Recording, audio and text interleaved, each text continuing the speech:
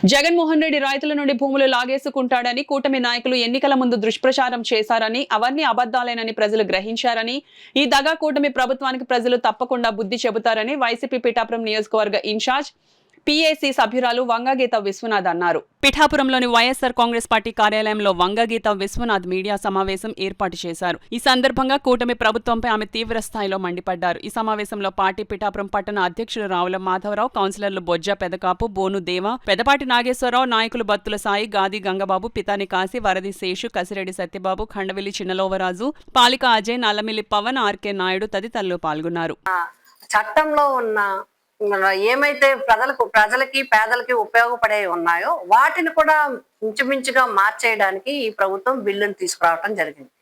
కాబట్టి కేంద్ర ప్రభుత్వం ఈ విధంగా చేస్తుంది కాబట్టి రాష్ట్ర ప్రభుత్వం నుంచి ఎంపీలందరి నుంచి కూడా తప్పనిసరిగా దీని మీద మాట్లాడాల్సిన అవసరం ఉంది. ఎందుకంటే ఇప్పటి వరకు ఉపాధి హామీ కింద 10% ఉండేది, ఇప్పుడు 60-40 చేశారు.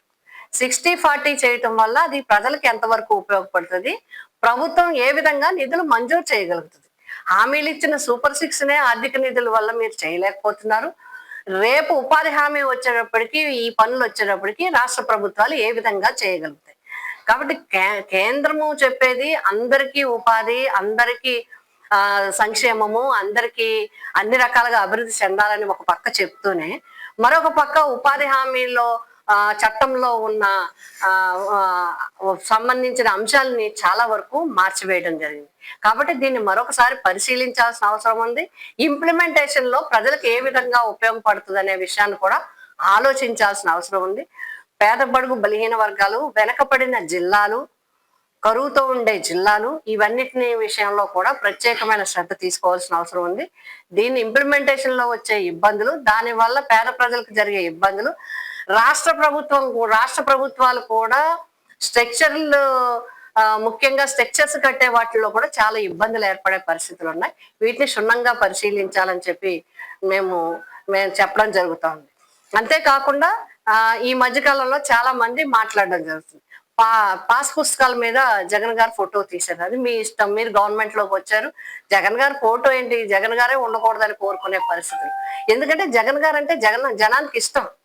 జగన్ గారు అంటే ఎన్నో కార్యక్రమాలు చేశారు. జగన్ గారు అంటే ఎన్నో సంక్షేమ కార్యక్రమాలు చేశారు. జగన్ గారు అంటే ఎప్పుడూ చేయని కార్యక్రమాలు చేశారు, ఎప్పుడూ ఇవ్వని సౌకర్యాలు ప్రజలకు ఇచ్చారు. ప్రజల్ని ఈ సమాజంలో ఉండే ప్రజలని, పేద బడుగు బలహీన మధ్యతరగతి వర్గాలకి వైద్యం అందించాలి, విద్య అందించాలి, రైతుల్ని కాపాడాలి, రైతు కూలీలను కాపాడాలి. అనేక రంగాల్లో అనేక మార్పులు తీసుకొచ్చి ప్రజలకి దగ్గరగా ప్రభుత్వాన్ని తీసుకెళ్లిన ప్రభుత్వం వైఎస్ఆర్సీపీ ప్రభుత్వం. ఇప్పుడు మీరు చేస్తున్నది ఏంటి? ఓకే, ఫోటో తీశారు, బానే ఉంది. మీరు ఎంత దుష్ప్రచారం చేశారు, మీ భూములు తీసేసుకున్నట్టుగా మీరు చెయ్యండి. ఇప్పుడు ఏదైతే ఇంతకు ముందు జగన్ గారి ఫోటోతో ఉన్న పాస్ పుస్తకానికి ఇప్పుడు మీరు ఇచ్చిన పాస్ పుస్తకానికి తేడా ఏంటి? అప్పుడు భూమి ఒక సుబ్బారావు గారి భూమి ఉంది, 2 ఎకరాలు ఉంది.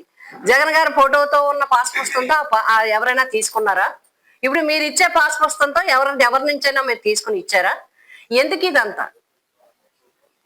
కేవలం ఎన్నికల్లో నెగ్గటం కోసం అనేక రకాలుగా మీరు దుష్ప్రచారాన్ని వాడుకున్నారు.